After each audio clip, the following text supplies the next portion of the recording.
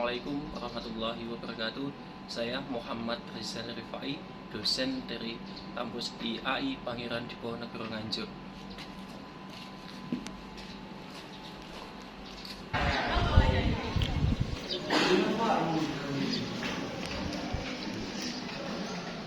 Selamat pagi semuanya. Pagi, luar biasa. Sebelum memulai kegiatan kita pada pagi ini, mungkin salah satu untuk memimpin doa terlebih dahulu.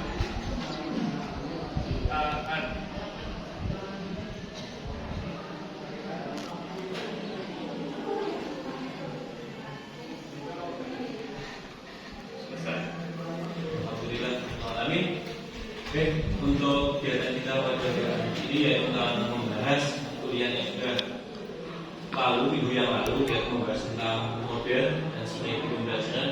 Kalau yang kemarin itu kita masih fokus, masih secara umum membahas tentang strategi, model dan pembelajaran. Kali ini kita lebih fokus pada pembelajaran kooperatif, yaitu dikenal sebagai model pembelajaran kooperatif learning. Sebelum membahas tentang apa itu model pembelajaran kooperatif learning, mungkin dari teman-teman mahasiswa ada yang tahu definisi atau pengertian dari pembelajaran kooperatif. Mungkin bisa angkat tangan satu untuk monggo silakan.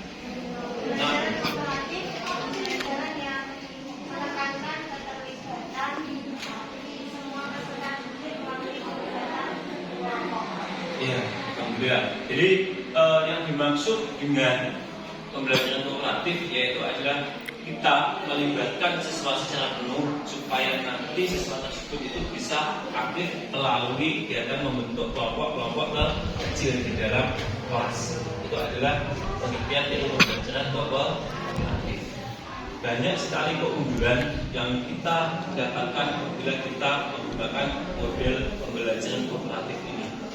Nah, dengan model pembelajaran kooperatif ini memiliki banyak tujuan. Yang pertama yaitu adalah untuk membentuk peserta didik supaya menjadi pribadi yang kuat dan peduli terhadap sesama. Itu tujuannya.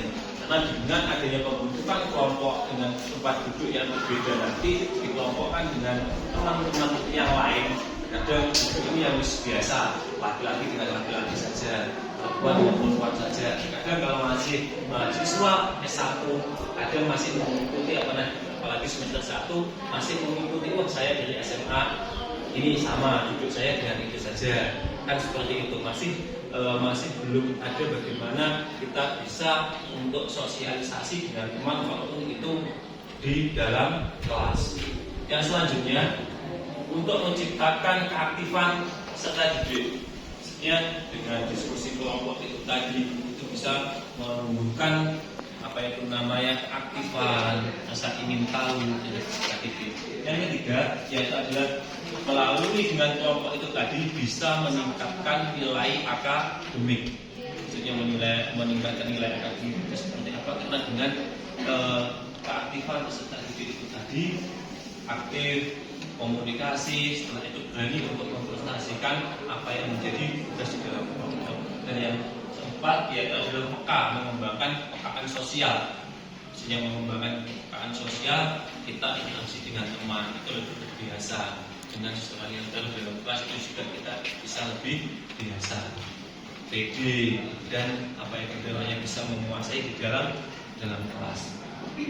Melatih yang namanya menerima perbedaan, karena kadang di dalam suatu kelompok pendapat apa yang akan kita sampaikan belum tentu pasti bisa diterima oleh dalam satu kelompok tersebut. Biasanya bisa menggunakan musyawarah mufakat kemana ide dan gagasan yang terbaik supaya nanti bisa mendapatkan hasil yang lebih maksimal seperti itu. Jadi banyak sekali keuntungan, banyak sekali keunggulan kalau saat kita menggunakan model pembelajaran kooperatif. Itu. Yang selanjutnya ini tentang Peter N. Yang kelima yaitu ada metode TPS atau Think, Paint, seperti itu. Jenis model pembelajaran kooperatif ini lebih pada jenis Mike and Match, yang dimana tukar pasangan bukan pasangan jodoh, bukan ya, tapi pasangan dalam kelas kelompok-kelompok seperti ini. Yang kedua, bisa berpasangan berbagi, berkirim salam, soal, nomor 2 atau tamu, keliling kelompok, bisa nanti kelompok 1 keliling pada kelompok 2, menganalisis pada kelompok 3. Itu namanya match dalam jenis pembelajaran kooperatif. Dan selanjutnya ini kelebihan hampir sama dengan tujuan. Yang pertama kelebihannya yaitu hampir sama dengan tujuan tadi, supaya peserta didik itu bisa lebih aktif, komunikatif. Yang kedua yaitu supaya peserta didik juga bisa menumbuhkan rasa peduli kepada teman. Yang ketiga, meningkatkan rasa percaya diri dengan kita sering komunikasi dengan pasangan teman atau kelompok, itu juga akan menumbuhkan rasa percaya diri. Meningkatkan nilai akademik dengan aktivitas itu tadi. Kalau kita terlibat secara langsung, kita selalu komunikatif, kita aktif, itu bisa meningkatkan nilai akademik kita. Dan yang terpenting yaitu adalah supaya bisa menghargai yang namanya perbedaan. Pasti ada sesuatu gagasan, ide yang masing-masing di dalam kelompok itu tadi, individunya tidak sama. Ada kelebihan, pasti ada kekurangan, itu sudah pasti.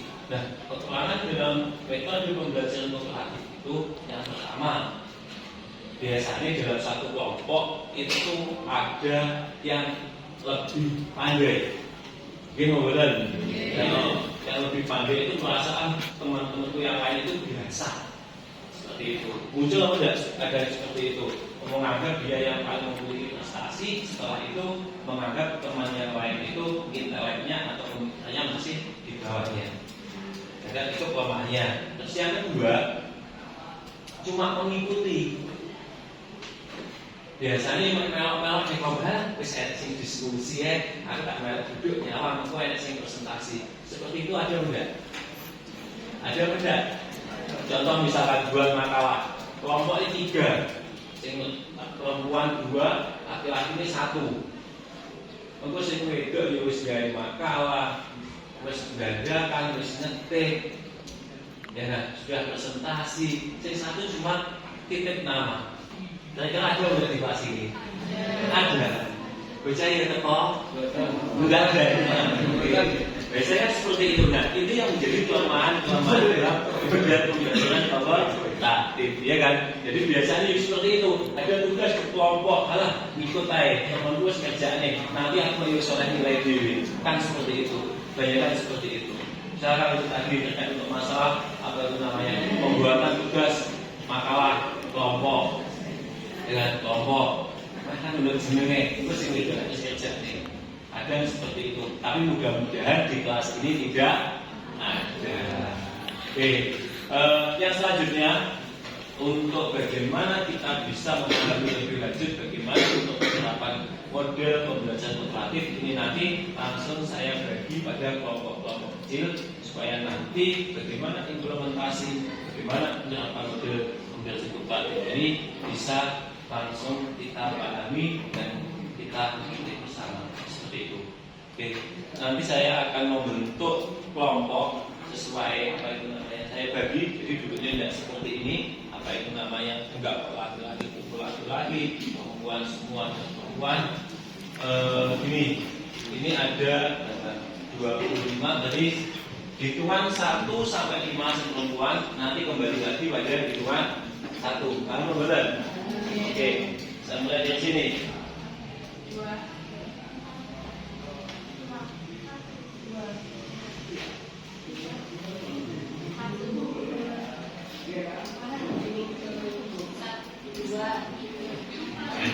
Oke, ini berempat. 5, 1, 2, 3, 4, 5. Oke, dihafalkan untuk nomor tadi dihafalkan. Sebelum kita membentuk kelompok, kita ada SP dulu supaya suasananya ya. Kita suasana bisa hidup, kita nyanyi bersama-sama dulu. Kita berdiri semua sih. Oke, silakan. dengan apa itu namanya seperti yang senam itu saja yang untuk menyebutkan nama-nama cair ini dan penyemangat kita di dalam kelas. Oke. 1, 2, 3 sama-sama. Ini namanya jadi apa? Ini namanya jadi jempol. Apa kata jadi jempol? Saya kalau di kelas gak boleh ngobrol. Ini namanya jadi apa?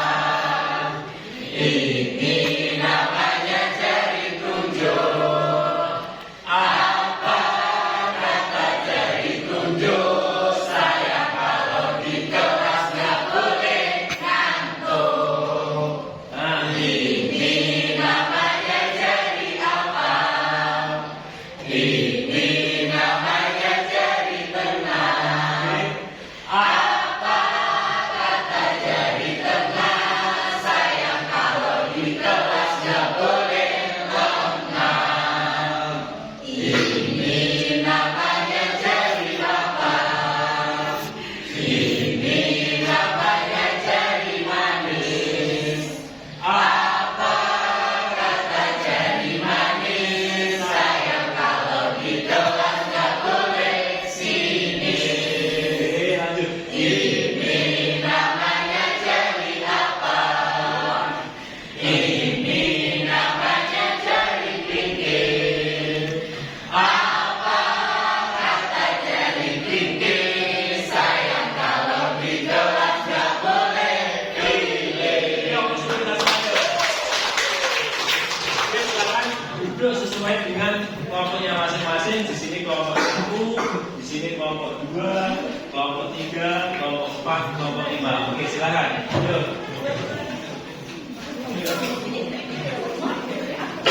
Oke, silakan. Dapatkan tadi yang sudah dihitung. Tidak.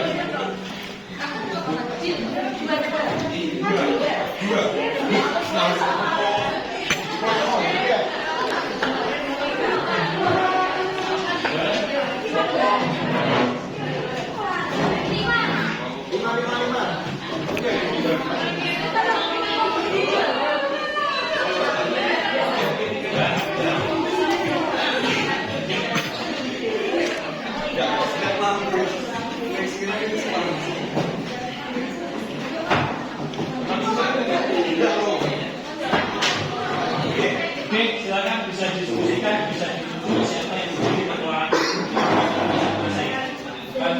ketua kelompoknya ya. Oke, kelompok siap.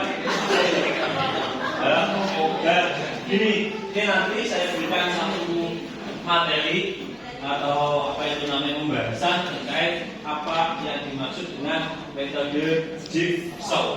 Ya, metode jigsaw.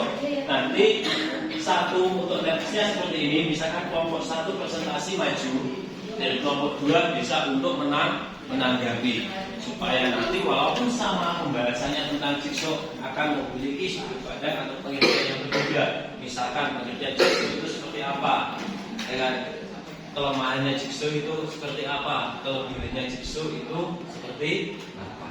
Oke, silahkan saya kasih waktu 5 menit untuk diskusi, tulis pada lembaran. Silahkan tuliskan, silahkan diskusikan apa yang dimaksud dengan metode pembelajaran jigsaw.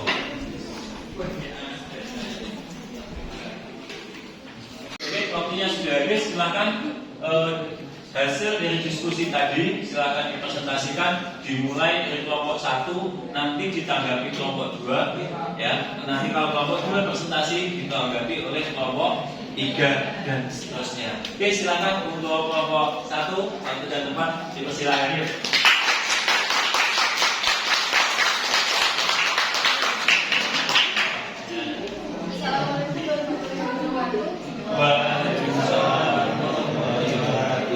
Perkenalkan, nama saya Nabila. Saya di kelompok 1. Di sini saya akan menjelaskan tentang pengertian jigsaw. Jigsaw adalah suatu metode pembelajaran yang berdasarkan pada bentuk struktur multifungsi kelompok belajar yang yang dapat digunakan pada semua pokok bahasa dan semua tingkatan untuk mengembangkan keahlian dan keterampilan setiap kelompok. Model pembelajaran ini dilaksanakan dengan membentuk kelompok belajar yang terdiri dari 4 atau 6 siswa. Jadi pengajaran siswa Oke, silakan untuk kelompok 2 menanggapi. Namanya siapa? Silakan dulu. Perkenalkan, nama saya Yusuf dari kelompok 2. Saya di sini mau tanya tentang bagaimana pemilihan anggota kelompok supaya dalam kelompok tersebut semuanya bisa aktif. Baik. Untuk pemilihannya yang pertama, kita memilih siswa yang pandai untuk disebarkan ke kelompok yang lainnya. Yang kedua, mencampurkan kelompok laki-laki dan perempuan sebagaimana yang dicontohkan oleh Pak Rizal tadi. Yang ketiga, efektif atau tidak dalam diskusi kelompok. Pandai-pandai guru membuat rancangan pembelajaran terutama sebaik mungkin supaya diskusi semakin menarik. Gimana? Untuk kelompok 2? Oke, cukup. Mungkin ada yang mau ditanyakan lagi. Kalau enggak, bisa diyakini dari kelompok 1. Baik, sekian dari presentasi saya. Wassalamualaikum warahmatullahi wabarakatuh. Waalaikumsalam warahmatullahi wabarakatuh. Alhamdulillah, itu tadi sedikit contoh bagaimana implementasi di saat kita menerapkan model pembelajaran kooperatif, lebih pada model pembelajaran kooperatif yang modelnya Jigsaw. Ya, tadi dalam model pembelajaran Jigsaw dicontohkan pada kelompok 1 bagaimana membentuk kelompok, di dalam pemilihan anggota kelompok seperti yang ditanyakan oleh kelompok 2 supaya efektivitasnya itu seperti apa, kita bisa memilah atau memilih dengan capaian prestasi akademik di dalam suatu perkuliahan atau di dalam proses dalam perkuliahan, kita bagi mana yang dalam diskusi, mana yang paling di menguasai kelas itu kita bagi supaya di dalam kelompok-kelompok kecil itu tadi supaya semua itu bisa mengikuti dan aktif seperti itu. Dan yang ketiga, tidak kalah pentingnya di dalam model pembelajaran kooperatif lebih Jigsaw, bukan kok kita aktif itu aktif dalam siswa atau peserta didik kita itu aktif dalam artian kita sebagai guru atau dosen itu cuma diam. Bukan, tetapi kita mendesain bagaimana kita menyusun rancangan di dalam suatu perkuliahan nanti, subtema apa yang akan kita munculkan supaya nanti di dalam diskusi di dalam kelas itu bisa lebih hidup seperti itu. Jadi balik pertanyaan atau bisa di dalam kelompok dengan materi yang sama pun seperti yang tadi kelompok 1 memberikan argumen walaupun tadi sama di masing-masing kelompok membahas Jigsaw, tapi pengertian, pemahaman, kebutuhan kelebihan itu memiliki suatu gagasan atau ide yang berbeda. Itulah keuntungan atau kelebihan kita dengan menggunakan model pembelajaran kooperatif pada Jigsaw. Nah, di dalam model pembelajaran kooperatif ini memang penting sekali perannya seorang guru atau dosen di dalam kita membuat rancangan desain. Walaupun tadi cuma satu tentang Jigsaw, ada banyak sekali pemahaman. Nah, itulah keuntungan dengan pembelajaran kooperatif. Ya, masuk mungkin ada suatu gagasan-gagasan seperti itu. Nah, kalau di dalam kelompok itu tadi menanggapi dengan kelompok-kelompok lain, bisa dengan nilai kelompok. Misal di kelompok 1 itu anggotanya ada 5, mendelegasikan 1 wakil kelompoknya ke kelompok 2, memata-matai positif aja itu ya. Nah, seperti itu juga kelompok 2 memata-matai kelompok 3, itu juga bisa dilakukan. Kan seakan-akan saya perwakilan dari kelompok 1, saya tidak boleh kelompok 2, misal seperti itu. Jadi ada perubahan-perubahan dalam pola pembelajaran. Atau yang lebih bagus, misalkan terkadang kita itu sulit mengapresiasi, sulit menghargai tentang apa yang dicapai oleh teman kita. Iya benar. Nah, atau bisa kita berikan bintang pada kelompok, menilai kelompok lain. Walaupun nanti di dalam pemberian reward pada kelompok lain, kadang kita pun tidak akan mendapatkan bintang atau reward dari kelompok-kelompok lain. Misalkan kelompok 1 itu memberikan reward kepada kelompok 2, belum tentu nanti kelompok 2 akan memberikan reward kepada kelompok 1. kelompok 1. Itu keunikan dan beraneka ragam di dalam suatu pola pembelajaran ini. Itulah yang membuat nanti pola berpikir dengan banyaknya perbedaan itu akan menumbuhkan, akan lebih menambah wawasan kita di dalam suatu pembelajaran. Itu pentingnya sekali, dan nilai-nilai sosial ini juga sudah terjalin, ya, nilai sosial komunitas dengan anak kelas itu. Oke, ada yang ditanyakan? Cukup? Sekiranya cukup untuk tugas ya di rumah, silahkan. Tadi ada 4 kelompok, di masing-masing kelompok tadi bisa membahas tentang pengertian apa itu namanya model pembelajaran. Yang pertama kelompok 1 ya, didiskusikan dalam kelompoknya, tugasnya membuat makalah terkait tentang model START ya, kelompok 1. Yang kelompok 2 membuat tentang jigsaw. Yang ketiga metodologi ya, atau group investigation. Kelompok 4 membahas tentang metode Victor and Victor ya. Yang kelima yaitu adalah metode TPS atau TPS ya. Ingat, 5 sesuai dengan jenis model pembelajaran atau nanti sesuai dengan kelompok yang sudah saya bagi tadi. Sekiranya cukup pertemuan kita untuk pagi hari ini. Saya akhiri. Wassalamualaikum warahmatullahi wabarakatuh. Waalaikumsalam.